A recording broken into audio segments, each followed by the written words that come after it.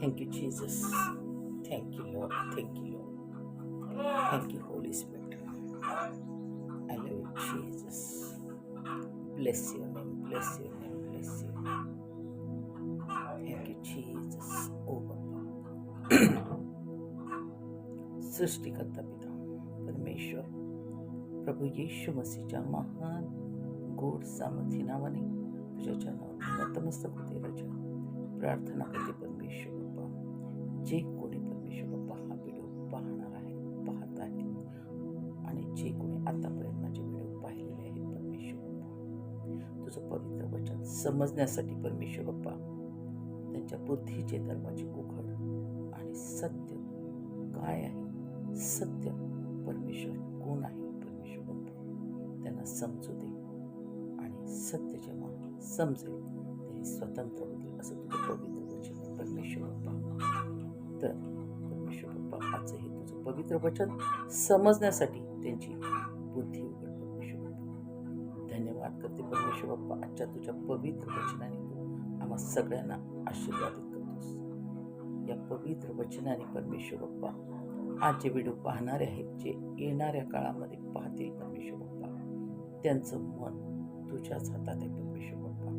नीतिवचनात सांगितले की परमेश्वर बाप्पा प्रत्येकाची मन पाण्याच्या ओहाळाप्रमाणे तुझ्याच हातात आहे परमेश्वर बाप्पा. प्रत्येकाची मन वळवणं सगळं तुझ्याच कंट्रोलमध्ये आहे परमेश्वर बाप्पा. धन्यवाद करते परमेश्वर बाप्पा, तू माझी प्रार्थना ऐकलीस. ही प्रार्थना प्रभू येशू मसीहच्या महान गोड सामर्थ्य नावाने मागते. ॲमेन, ॲमेन, ॲमेन. मसीह मंथन बैठक ऑनलाईन मराठी चर्च यामध्ये मी सरोजिनी, मी तुम्हा सगळ्यांचं खऱ्या शिक्षणाच्या दुनियामध्ये प्रभू येशू मसीहच्या नावामध्ये तुम्हा सगळ्यांचं मी स्वागत करते. हा परमेश्वराच्या प्रिय लोकांना, परमेश्वराचं जे शिक्षण आहे त्या खऱ्या शिक्षणामध्ये, त्या खऱ्या शिक्षणाच्या दुनियामध्ये मी प्रभू येशू मसीहच्या नावामध्ये तुमचं स्वागत करते. मसीह मंथन बैठक पेज यावरून मी तुम्हाला इन्व्हाइट करते की तुम्ही हा व्हिडिओ पाहावा, ऐकावा आणि इतरांना पण शेअर करावं प्रियांनो. कारण यामुळे देवाचं राज्य वाढणार आहे. तर चला आजच्या व्हिडिओला आपण सुरुवात करू.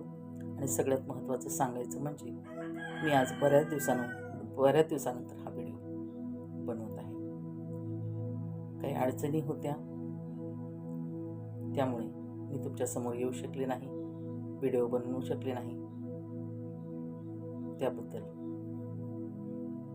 मी सगळ्यांना सॉरी म्हणते. आणि ज्या ज्या लोकांनी मला सबस्क्राईब केलेलं आहे, ज्यांनी माझे हे व्हिडिओ पाहिलेले आहेत, त्यांनी परत एकदा माझे व्हिडिओ आता मी आजपासून सुरुवात केलेली आहे. परमेश्वराने परत एकदा मला उभं केलेलं आहे प्रियांनो. तर तुम्ही देवाचं वचन ऐकण्यासाठी तयार असा. चला तर प्रियांनो, आजचं पवित्र वचन आपण ऐकणार आहोत. त्यामध्ये मला हे सांगायचं आहे की आजचा मेसेज विश्वासी अविश्वासी या सगळ्यांसाठी आहे. कारण बरेच लोक खऱ्या परमेश्वराला, सत्य परमेश्वराला ओळखत नाहीत प्रियांनो. म्हणून हा मेसेज विश्वासी अविश्वासी या सगळ्यांसाठी आहे. तर आजचा माझा विषय आहे परमेश्वर कोण आहे. आपण परमेश्वर कोण आहे आज आपण शिकणार आहोत. आपण या विषयावर बोलणार आहोत. तर त्यासाठी तुमच्या मौल्यवान वेळेतला वेळ जो परमेश्वराने आपल्या आयुष्यात जे प्रत्येक क्षण जगण्यासाठी जीवन जगण्यासाठी ज्या परमेश्वराने आपल्याला दिलेलं आहे प्रियांनो, त्या परमेश्वराचं वचन ऐकण्यासाठी तुम्ही आपल्या जीवनातला अनमोल वेळ हे ऐकण्यासाठी द्यावा, अशी माझी इच्छा आहे प्रियांनो. तर हा व्हिडिओ तुम्ही पाहावा आणि इतरांना पण शेअर करावा. यामुळे काय होईल तर परमेश्वराचं राज्य वाढणार आहे. देवाच्या प्रिय लोकांना, आपल्याला आजचा विषय, आजचा टॉपिक परमेश्वर हा विषय आपण शिकणार आहोत. तर या भागात, आजच्या भागातच हा विषय पूर्ण होणार नाही प्रियांनो. 2, 3, 4 असे 1, 2, 3 तरी भाग होणार आहेत. तर सलग तुम्ही हे व्हिडिओ पाहावे. तर आजच्या वचनाला किंवा आजच्या विषयाला आपण सुरुवात करीत आहोत. देवाच्या प्रिय लोकांनो, ज्या पृथ्वीवर आपण राहतो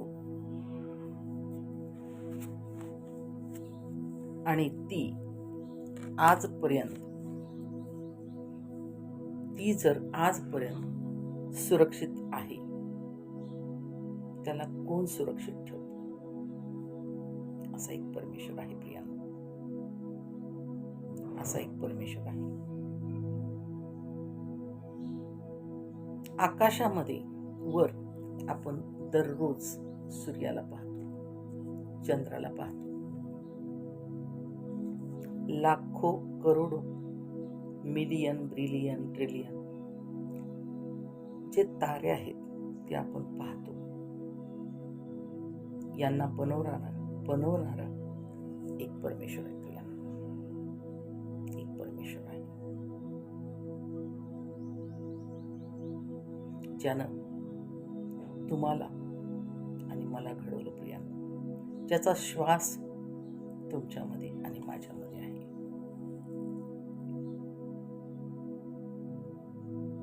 या आकाशामध्ये एक आकाशगंगा आहे, ज्याला म्हणतात मिल्की वे. असे अनेक खूप आकाशगंगा आहेत प्रियांनो. त्यांना बनवणारा एक परमेश्वर आहे. आपला परिवार,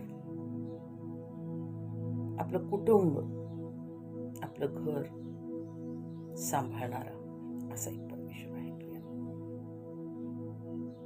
जो दररोज आपल्याला झोपेतून उठवतो, जिवंत ठेवतो, असा हा परमेश्वर आहे प्रियांनो. शेतकरी या जमिनीमध्ये, मातीमध्ये बीज पेरतो की पाऊस पडेल या आशेने, तर त्याला पाऊस देणारा एक परमेश्वर आहे प्रियांनो. जर आपण या खऱ्या परमेश्वराला, या जिवंत परमेश्वराला, ज्यानं ही सगळी कायनात बनवली, ज्यानं ही सगळी सृष्टी बनवली प्रियांनो, या अशा परमेश्वराला जर आपण या जिवंतपणे जर नाही जाणलो, नाही समजलो, तर आपलं अनंतकालचं जीवन कुठं जाणार आहे प्रियांनो? हेच तुम्हाला, मला या 2-3 मेसेजमधून सांगायचंय प्रियांनो. तर आपल्याला समजलं पाहिजे की सत्य कोण आहे, खरा परमेश्वर कोण आहे, जो प्रत्येक क्षणाक्षणाला तो आपल्या बरोबर आहे प्रियांनो. तो परमेश्वर आपण समजणार आहोत. जे पूर्वीचे लोक जाणले, समजले, अनुभवले, त्यांनी शोध घेतला, ज्या परमेश्वराने मानव जातीला, या पृथ्वीवरच्या प्रत्येक मनुष्याला घडवलं, असा एक परमेश्वर आहे प्रियांनो. तर आपण त्या परमेश्वराला जाणलं पाहिजे. चला तर मग आपण वाचणार आहोत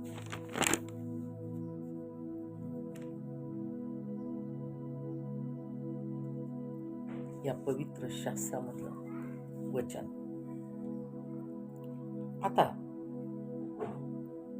तुम्ही जे ऐकता, या पृथ्वीवर परमेश्वराने तुम्ही जे ऐकता, जे ऐकणार आहोत, हे पवित्र शास्त्र, ज्यामधून आपल्याला परमेश्वर समजणार आहे, हे पवित्र शास्त्र सुरुवातीला ग्रीक भाषेमध्ये लिहिलं गेलं प्रियांनो, आणि त्याला बिब्लिया असे म्हणतात. अनेक भाषांचा संग्रह, अनेक पुस्तकांचा संग्रह आहे. हा अनेक पुस्तकांचा संग्रह आहे. याला ग्रीकमध्ये बिब्लिया म्हणतात, आणि आता आपण त्याला बायबल म्हणतो. याला पवित्र शास्त्र असे म्हणतात. आणि या पृथ्वीवर परमेश्वराने जे पवित्र शास्त्र दिले, यातूनच आपल्याला परमेश्वर स्वतःला कसा प्रकट केला, या पवित्र शास्त्रातूनच आपल्याला समजणार आहे प्रियांनो, की परमेश्वराने स्वतःला या पवित्र शास्त्राद्वारे, या पवित्र शास्त्रातून स्वतःला प्रकट केलेलं आहे प्रियांनो.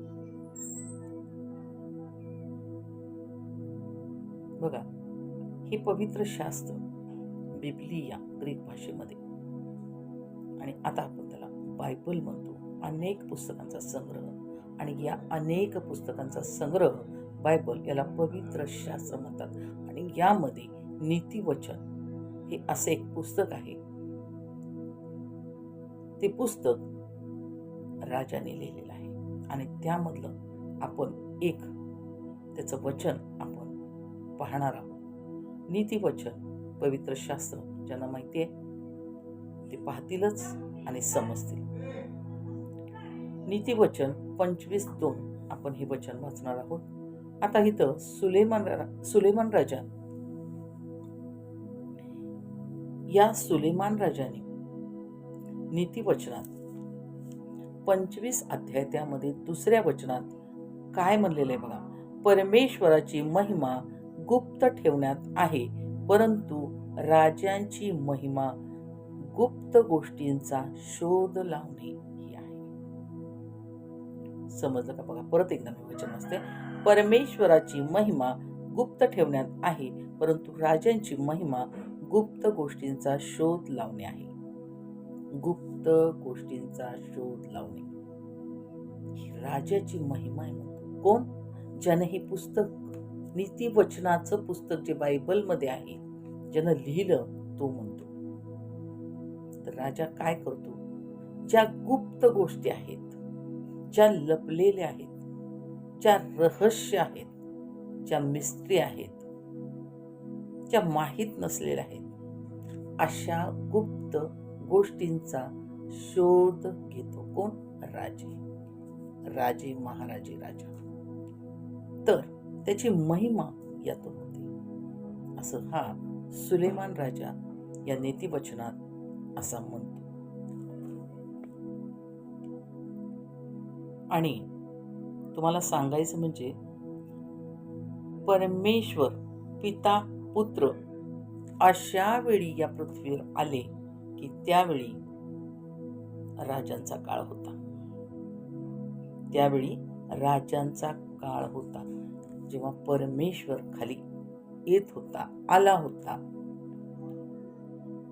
आणि जेव्हा 2024 वर्षापूर्वी जेव्हा प्रभू येशू मसीह या पृथ्वीवर आले, तेव्हा सुद्धा राजांचा काळ होता प्रियांनो.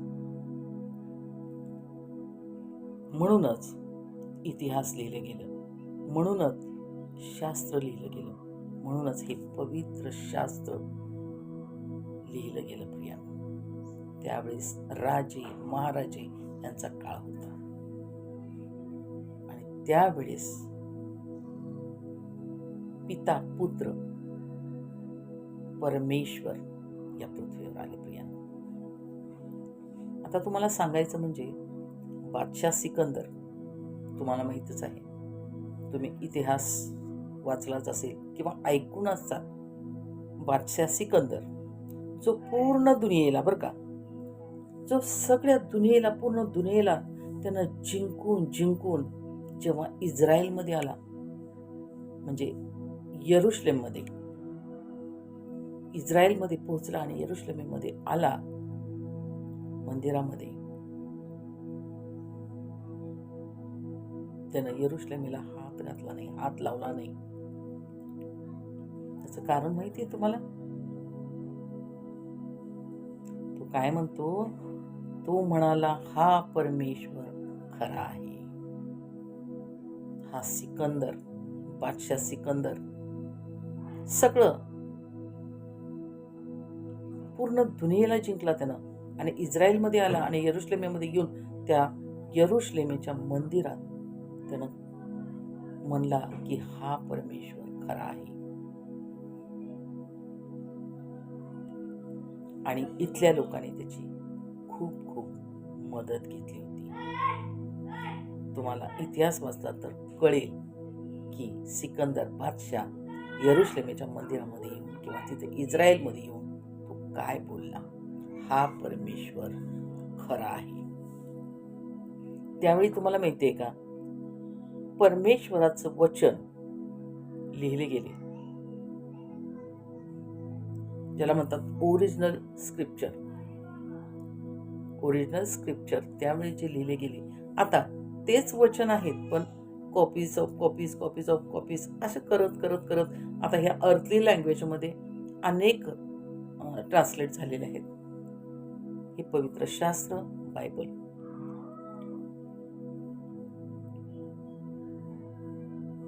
त्यावेळेस राजे महाराजे आणि त्यावेळचे नबी, ज्योतिषी, शास्त्री, शास्त्रांचा अभ्यास करणारे, त्यांनी ही सगळी सामग्री परमेश्वराच्या लोकांनी, या सगळ्यांनी ही परमेश्वराची जी सामग्री, जी वचनं आहेत ती जमा करून ठेवली होती प्रियांनो. हालेलुया. जे ओरिजिनल स्क्रिप्चर, ते परमेश्वराचं खरे वचनं या लोकांनी, राजे महाराजे, देवाचे लोक, नबी लोक, शास्त्री, अभ्यासू शास्त्री, ते शास्त्रांचा अभ्यास करणारे होते, त्यांनी ही सामग्री जपून ठेवली. म्हणून आज हे पवित्र शास्त्र आपल्यापर्यंत पोहोचलेलं आहे प्रियांनो. बघा, नबुखद्नेसर राजाच्या वेळी सुद्धा तुम्ही दानिएलने पण खूप सगळ्या भविष्यवाण्या, ज्योतिषाने या गोष्टी, म्हणजे नबुखद्नेसर राजा होता ना तेव्हा तो दानिएल खूप सगळ्या ज्योतिषांना या गोष्टीची त्यानं माहिती दिली होती. त्यामुळेच मत्तेच्या 2 अध्यायात ज्योतिष शोधत मत्तेच्या 2 अध्यायामध्ये बघा, ज्योतिष शोधत प्रभू येशू मसीहजवळ आले. तर नबुखद्नेसरच्या वेळी सुद्धा दानिएलने सांगितलं होतं, खूप सारे लोक, खूप सारे ज्योतिषी त्याच्यावर अभ्यास करत होते. आणि म्हणूनच इथं सांगितलं की मत्तेच्या 2 अध्यायात ज्योतिष शोधत येशू जवळ आले. या सगळ्या गोष्टीमुळे नीतिवचन लिहिणारा हा कोण आहे माहिती का? स्वतः राजा आहे, ज्याला परमेश्वराचं दर्शन झालं स्वप्नामध्ये आणि ज्यानं काही मागितली नाही, बुद्धी मागितली परमेश्वराला. परमेश्वर बाप्पा, तुझ्या लोकांचा न्याय करण्यासाठी मला बुद्धी दे. आणि ते परमेश्वर त्याला समजला कोण आहे खरा सत्य परमेश्वर. ते त्याला कळालं, तो अनुभवला, तो जाणला, समजला. म्हणूनच तो काय म्हणतो, नीतिवचनाच्या 25व्या अध्यायात 2ऱ्या वचनात काय म्हणतो की परमेश्वराची महिमा गुप्त ठेवण्यात आहे, परंतु राजाची महिमा गुप्त गोष्टींचा शोध लावणे ही आहे. म्हणून त्या गुप्त गोष्टी, रहस्यमय गोष्टी, ज्यांना माहिती नाही, माहीत नसलेल्या अशा गोष्टी, गुप्त गोष्टी, मिस्ट्री, हा शोध राजा घेत असतो.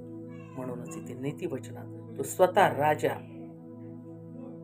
तो जाणला, समजला की खरा परमेश्वर, सत्य परमेश्वर कोण आहे. प्रियांनो,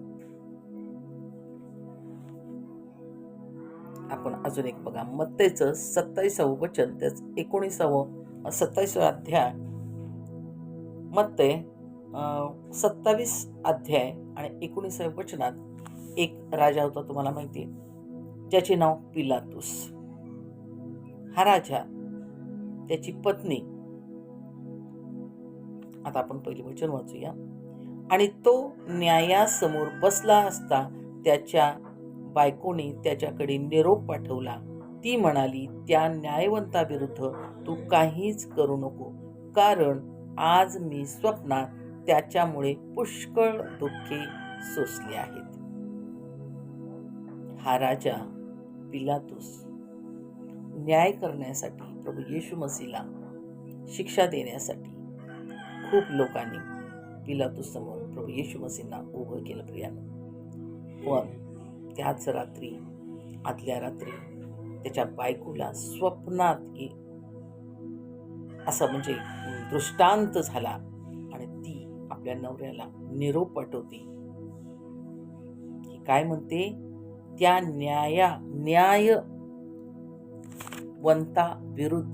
न्यायवंताविरुद्ध तू काहीच करू नको, कारण आज मी स्वप्नात त्याच्यामुळे पुष्कळ दुःखे सोसली आहेत. तर काय प्रकट करते ही, तो धर्मी आहे. प्रभू येशू मसीह धर्मी आहे, ही प्रकट करते. प्रियांनो, आपण जर आता निर्गमनमध्ये, ओल्ड टेस्टमेंटमध्ये आपण जर गेलो, निर्गमन अध्याय 18 आणि 11वं वचन आपण वाचणार आहोत. आता मी जाणतो की यहोवा सर्व देवाहून थोर आहे. ज्या बाबतीत ते त्यांच्या विरुद्ध ताठा करीत होते, त्या बाबतीत देखील तो थोर आहे. हा राजा कोण आहे? इजिप्तचा राजा आहे, मिस्रचा राजा आहे, आणि त्याचं नाव आहे फिरौन. तो राजा म्हणतो, तो राजा काय म्हणतो, आता मी जाणतो की यहोवा सर्व देवाहून थोर आहे. हालेलुया. तुम्ही जर गुगलवर गेला, विकिपीडियामध्ये जावा आणि टाईप करा की इजिप्तमध्ये, इजिप्तमध्ये किती देवता होते त्यावेळेस. मोर अँड मोर 2 and 3,000 खूप सारे देवता होते त्यांच्यामध्ये, त्या इजिप्तमध्ये.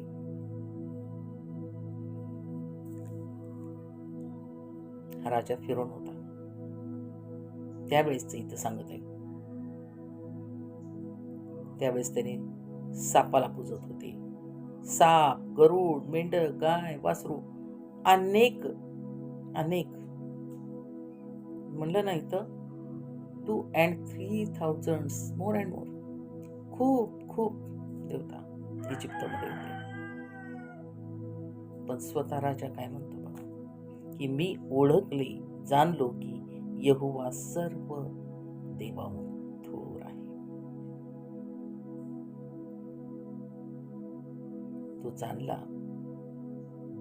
आपल्याला माहितीये, जे लोक विश्वासी आहेत, बायबल वाचतात, त्यांना माहितीये त्या राजावर परमेश्वराने काय केलं, तो काय बोलला.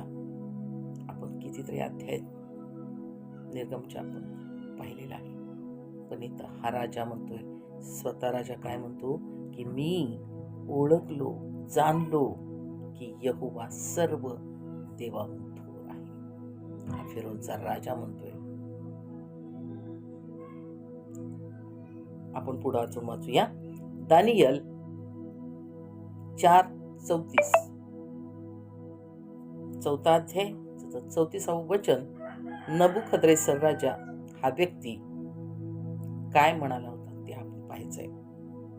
आणि ते दिवस समाप्त झाल्यावर मी नबुखद्रेसरने आपले डोळे आकाशाकडे लावले आणि माझी बुद्धी मला परत आली. तेव्हा मी परात्पराचा धन्यवाद केला आणि जो सदा जिवंत आहे त्याची स्तुती केली आणि त्याचा सन्मान केला. त्याचे प्रभुत्व सनातन आहे आणि त्याचे राज्य पिढ्यानपिढ्याचे आहे. त्याचे राज्य पिढ्यानपिढ्या राहणारे आहे. हालेलुया. हा नबुखद्रेसर राजा आपल्याला माहिती आहे हा व्यक्ती कोण आहे. याच पवित्र शास्त्रामध्ये दानिएलच्या पुस्तकात 3ऱ्या अध्यायामध्ये जी सोन्याची मूर्ती या नबुखद्रेसराने केली होती आणि सगळ्या त्याने एक फरमान सोडलं होतं. त्यानं अनेक उच्च पदावरचे लोक, प्रतिष्ठित लोक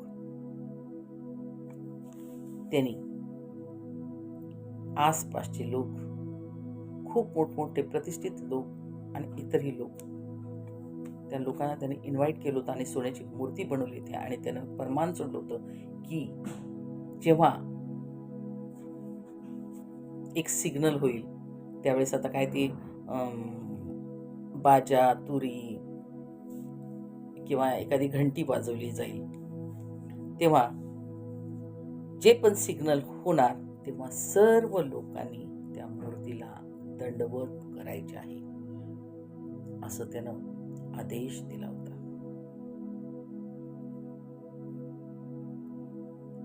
मूर्तीला दंडवत करायचंय असं त्यानं आदेश दिलेला होता. तेव्हा काय झालं माहिती का, परमेश्वराने त्याला प्राणी, जनावर केलं. प्रिया, जनावर, प्राणी. तो प्राण्यासारखं चालत होता, तो गवत खात होता, तो पागल झाला होता, तो वेडा झाला होता. प्राण्यासारखं चालत होता, पूर्ण वेडा, काही त्याला समजत नव्हतं. आणि तो नबुखद्रेसर राजा काय म्हणतो बघा, माझी बुद्धी मला परत मिळाली. म्हणजे तो वेडा झालेला ठीक झाला होता. त्याला सत्य समजले होते की खरा परमेश्वर कोण आहे, सत्य परमेश्वर कोण आहे हे या नबुखद्रेसर राजानं जाणलं होतं.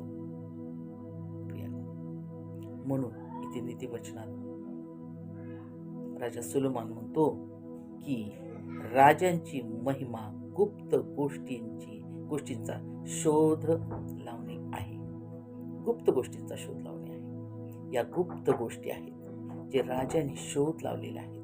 अनेक राजे, महाराजे, नबी, शास्त्रांचा अभ्यास करणारे, खूप बुद्धिमंत लोक, बुद्धिवान, ज्ञानवान लोकांनी शोध लावलेला आहे. देवाच्या गुप्त गोष्टी, परमेश्वर कोण आहे आणि या परमेश्वराने ज्यानं तुम्हाला आणि मला घडवलं, ज्यात तुमच्या आणि माझ्यामध्ये ज्याचा श्वास आहे, तो परमेश्वर या पवित्र शास्त्र ज्याला बायबल म्हणतात त्यातून स्वतःला परमेश्वराने प्रकट केलेलं आहे प्रिय. आणि ह्या सगळ्या राजाने जाणलेलं आहे की परमेश्वर कोण आहे, कसा आहे, सत्य परमेश्वर कोण आहे. आपण अजून एक पाहूया. भजन संहिता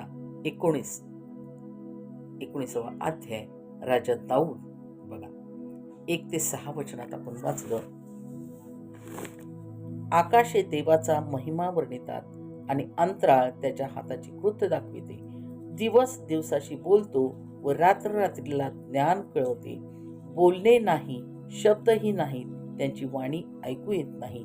त्यांचे मापनसूत्र सर्व पृथ्वीवर ताणले गेले आहे आणि त्यांचे शब्द पृथ्वीच्या सीमापर्यंत गेले आहेत.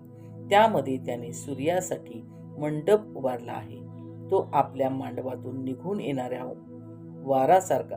वरासारखा आहे आणि तो बलवान मनुष्याप्रमाणे आपली धावण्यास आनंद करतो.